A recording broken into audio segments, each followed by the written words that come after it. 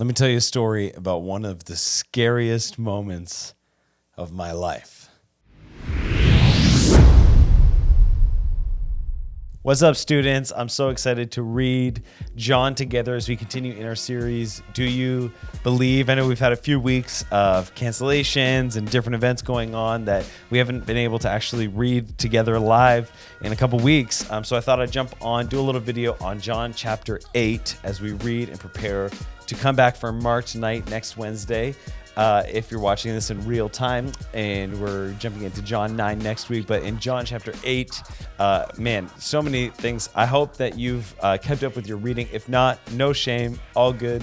Just move on and just continue where we're at now. We're reading John 8 this week, if you're watching this in real time, as I mentioned. And one of my favorite stories is happening in this moment. But before I read it together, let me tell you a story about one of the scariest moments of my life. I had the privilege of growing up in church. I had great youth pastors, great youth leaders, changed my life completely. And this one time back in the day, we don't do this anymore. Back in the day, we had like an all guys sleepover at one of our small groups house, and it was such an awesome time. All these guys from our small group together, you know, watching movies, hanging out, all that kind of thing. We were sitting around this living room and probably playing Truth or Dare or something stupid like that. And I think I ate soap for the first time. Well, voluntarily the first time that night. And we had this moment happen where the power went out. Like all the lights went out. It was total darkness, pitch black.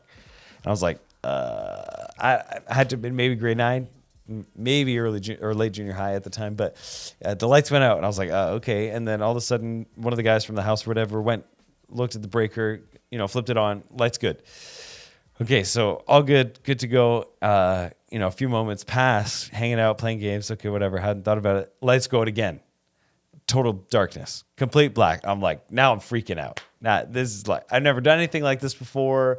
I'm away from home. You know what I mean? The lights are going out. I'm probably going to die. Like I'm crashing out at this point. And they assure us it's fine, whatever. They deal with it. And it comes back up. We keep playing our game. A few moments later, it happens again. The lights go out. And this time, instead of just one of them going down, all of us, all the guys together in the house, go down to the basement to try to find the breaker. So you can imagine there's like phone flashlights out, getting down, walking down the stairs together. And we're trying to figure out what's going on, why the lights keep going out. And all of a sudden we get down to kind of the breaker and there's flashlights moving around. And all of a sudden a flashlight grazes over the downstairs living room. And on the couch are 3 people in like Halloween masks or freaky masks, and everyone's screaming and freaking out. I'm pretty sure one of them peed themselves, and one of the people in the mask got hit. It was a whole situation. And it turned out that the guy leaders had planned this prank that they were going to pull on us with some of the girl youth leaders at the time, let them in, scared the living daylights out of us, literally. And then they left and we had a great laugh and it was an awesome night. But one of the scariest moments ever that I experienced. And the funniest part and the most interesting part is that it would not have been a fearful moment had the lights been on. I went downstairs, I would have just seen, that's freaky, whatever, move on. But it's the darkness side of it that actually made it interesting. I love that Jesus Christ the Lord is the light. And in this passage we're going to read together, Jesus actually proclaims that he is the light of the world. Let me read it together and I'll give us some context. In John 8, if you've got your John journal, I'd invite you to pull it out. We're going to read in John chapter 8, just a couple verses together in this video, kind of inspire you to read the rest of the chapter before next Wednesday. He says, again, Jesus spoke to them saying, I am the light of the world. Whoever follows me will not walk in darkness, but will have the light of life. But will have the light of life. Jesus is the light of life. Do you remember? If you remember our kind of main theme, main belief for this series together as we go through the gospel according to John is that belief in the words and the works and the way of Jesus Christ the Lord brings light and life. Let's call back to John 1, where it says, in him is the light of all mankind. that Jesus is the light and life of all mankind. Now, so context, if you didn't read chapter 7, or maybe you missed it, that Jesus is at this festival called the Feast of Booths. Now, what would happen is this was a huge, joyous feast that all of Israel would come together and celebrate this feast. And there were so many things that happened, but one of the main things I want to focus on is this lighting of these candles. Imagine like these huge 4 beams with like different pockets. So there's like 16 massive candles or fires, if you will, being lit from high above.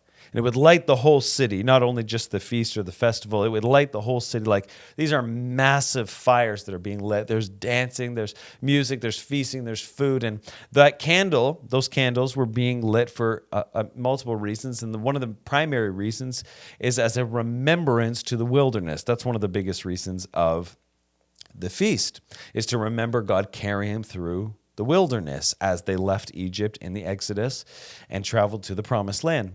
And the biggest thing that those candles represent is that as God, Yahweh, their leader, led them through the wilderness, there was a pillar of fire, a cloud by day and a pillar of fire by night. And these candles there were a reminder of the pillar of fire, which was Jesus, or God, Yahweh, leading them through the wilderness as their guide, as their light.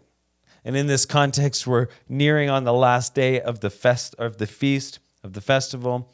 All these lights are burning bright. Tons of exciting things are taking place. And Jesus Christ the Lord stands up.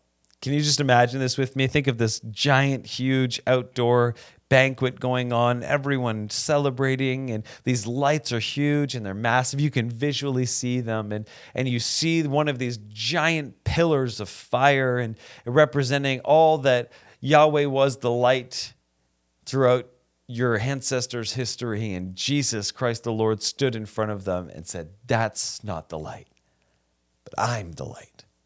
He said, just as that was the light in the wilderness, so I am the light. That Jesus was saying in this moment, and everyone hearing it would have known that what he's saying is the same light that was Yahweh leading you, God leading you through the wilderness. That's me. I am that light. And I love the promise that whoever follows him will not walk in darkness. You know, let's be honest, we're all a little bit afraid of the dark. But if you follow him, you'll have the light of life. I hope you believe that today in the name of Jesus, that in him is light, and that light is the life of all mankind. Belief in the ways and the works of Jesus brings light and life. Would you receive his light today? Would you believe in him? I'm so excited to jump into John 9 together next week. Read the rest of John 8 this week, and we'll see you next Wednesday.